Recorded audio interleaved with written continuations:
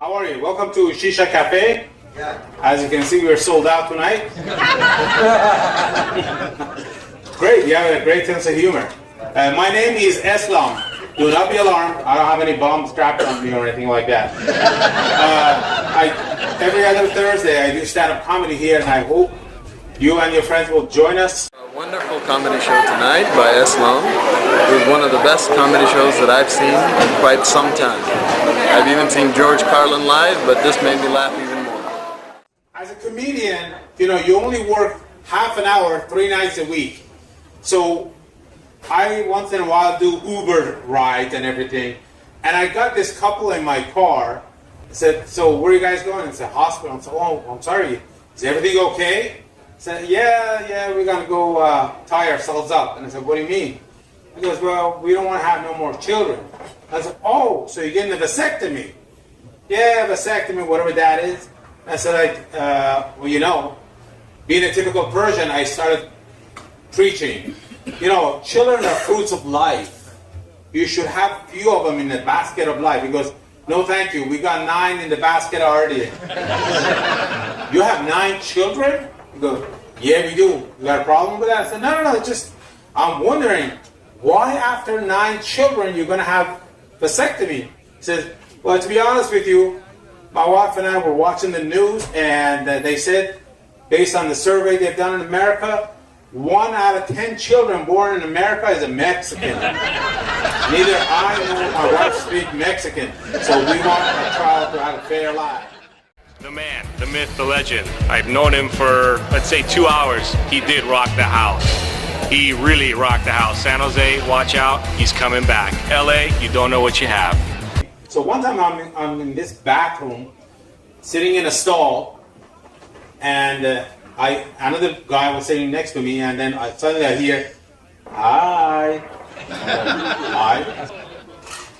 How you doing? I'm doing fine, thank you. What are you doing? Same thing as you. I'm downloading poop. What are you doing tonight? I don't know. Why? You want me to come over and, and I said, no, I don't know. Come on. You want me to come over and we'll get it on? I said, sir, I'm just here to take a poop, okay?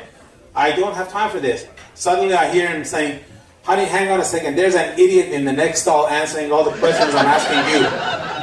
That felt awkward. I thought it was really funny.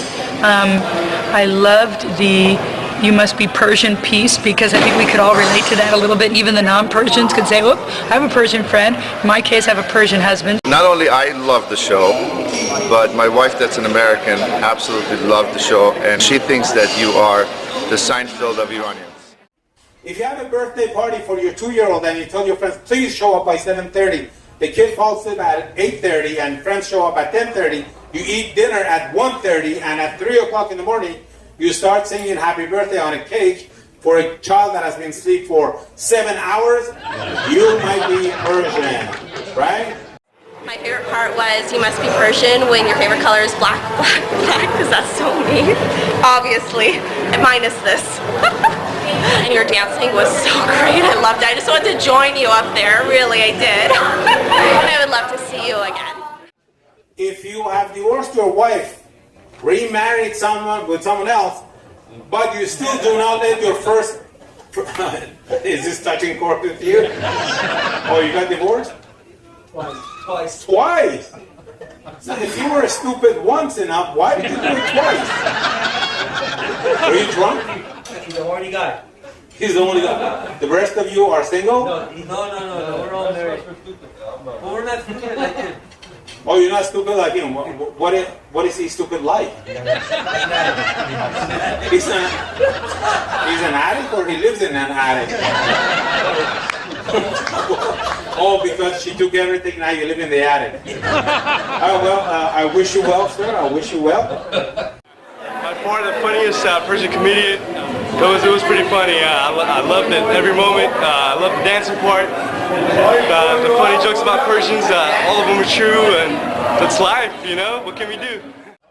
If you have divorced your wife, 5 years later you've remarried someone else, but you still do not...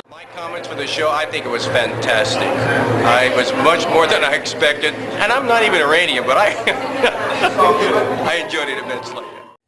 If you have the five most successful businesses in America and have made lots of money, but you've never filed for income tax, where's my Iranian friend? Or Iranian or Russian. Hey, coming to you live here at Thousand Oaks. We were blessed to have Eslam Shams come and make it a wonderful evening. He brought his game, he brought his just talent. He got the giggles out of everybody. Yeah, he got the giggles out of everybody, and you know, we were really happy to see him. And for your next gig, I definitely recommend having Eslam Shams come to your home. Eslam, thank you very much for coming here, getting the crowd alive, and making the party the next level. Appreciate you, man. With how expensive the gas is, if you drive 10 miles to return an item to a Dollar Tree store, you might be Persian. If you ask for a price check at the 99-cent store, you might be Persian. If you get a job at the Dollar Tree store, so when you shop there, you get 50% discount, you might be Persian. I really enjoyed today's show at Eslam Shams. It was just fantastic. I really enjoyed all of the funny jokes he had to make, and I thought it was phenomenal. He's one of a kind, and it was just so great that he came all the way to Minnesota from LA, just out of his time. And if you hate to be referred to as an Arab when you're Persian, but you refer to anybody who speaks Spanish Mexican, you might be Persian. Eslam was fabulous tonight. He was hilarious. I was laughing all night. My stomach aches tonight from all his jokes. It was great. If you gamble, if you do drugs, if you drink alcohol, yet you consider bacon dirty, najas, you might be Persian. I only speak English, but I enjoyed the show very much. If you get in a car, don't fasten your seatbelt, but as soon as you see the cop in the rear view mirror, you hold the seatbelt, but you still don't fasten it? No, you might be an idiot named Eslam who does that all the time, and I don't know why you do that. But you might be Persian too. Eslam was fabulous tonight. He was hilarious. I was laughing all night. My stomach aches tonight from all his jokes. It was great. If you're sitting at a slot machine with a Heineken in your hand, and the slot machine buttons, you're ready to push them. Before pushing them, you go like, Bismillah. You might be Persian. I just love your comedy routine. You know, it made us comfortable. It made me feel part of the people. I became like any other person. I didn't feel any special, but you made me feel comfortable. If your phone rings and you say, hey, I'm at the Macy's, can I call you back when in fact you're at TJ Maxx or Marshall, rummaging through the clearance rack, you might be Persian. It was a great performance. As an organization, it was a great choice to choose Islam. We got great feedback, and it was an amazing show. Everyone thought it was one of the best shows. If your parents travel to America twice a year to cash their SSI checks, you might be Persian. Eslam was awesome tonight. He came to Minnesota and he did an awesome job. We had American people here, Persian people here, and everyone was laughing. I had my boyfriend here and he had a great time. So thank you so much, Eslam. You did a wonderful job. Yeah, Jax, really, listen to your friend. If you haggle over the price for 2 hours with the shopkeeper, then at the very end you go like, so my friend, really? What is my price? You might be Persian. I think the performer was absolutely awesome. The audience loved him. He could connect. He could make sure that he is involving the community or the audience with his jokes. He's a great stand-up comedian, and it was wonderful. If you tell everybody I am still a virgin, you're just an idiot. If you are married with 3 children, yet your mother runs your life, you might be a Persian whose balls are in his mother's handbag. Islam, I thought it was just wonderful. I was so entertained, and I've never seen a Persian comic before. So thank you very much for enlightening me so very deeply. If your mother is the cause of your divorce twice, you might be Persian. Well, I like all the comics, all the young comics, Eslam Shams. Tonight is a comedy satire of the best Iranian comedian in Los Angeles. If you have become a citizen of the United States, yet you've never voted because through citizenship you've been able to get green card for your cousins, your brother, your sister, you might be Persian.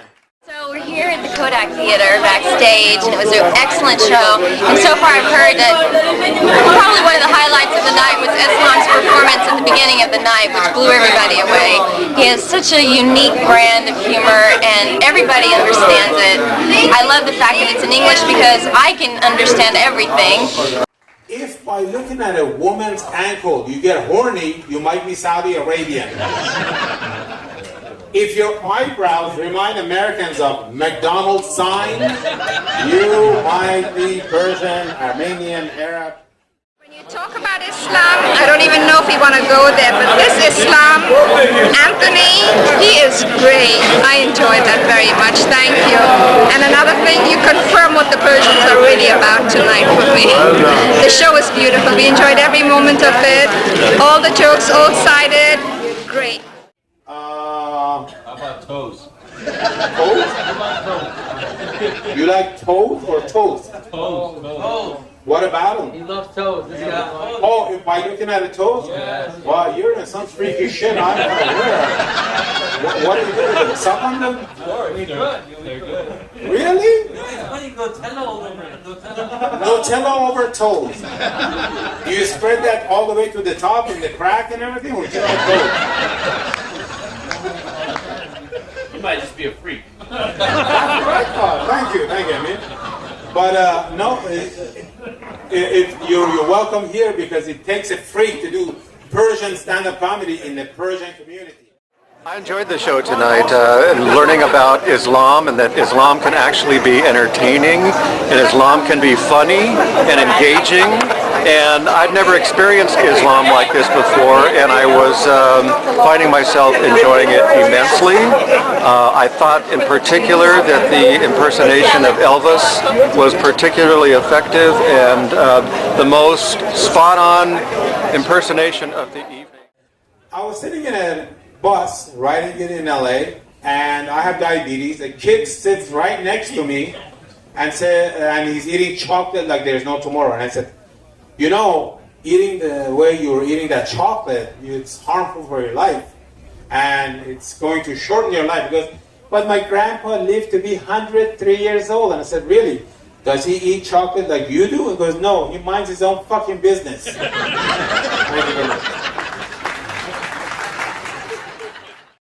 I really like your show. It was so interesting and so funny. I've seen American comedians. I never laughed as much as I did at yours. It was just amazing.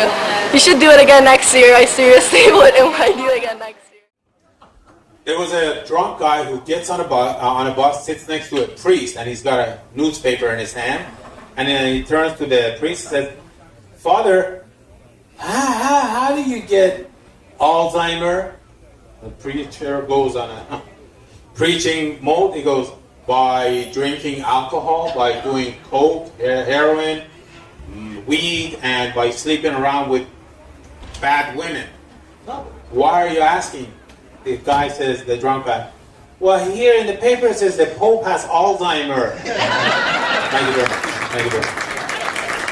Oh, thank you. So, what's really wonderful and amazing is Islam. Once you hear and once you learn, then you really love Islam. Islam, this was the greatest show ever. We really fell in love with it. I'm talking about the Islamic Shams, who did a wonderful job tonight of bringing the world closer together, making it a better place to live, because we have a better understanding, and it was really, truly wonderful show. We really loved it. I heard there was one funny guy, the one who got divorced, right? You said he was funny, right?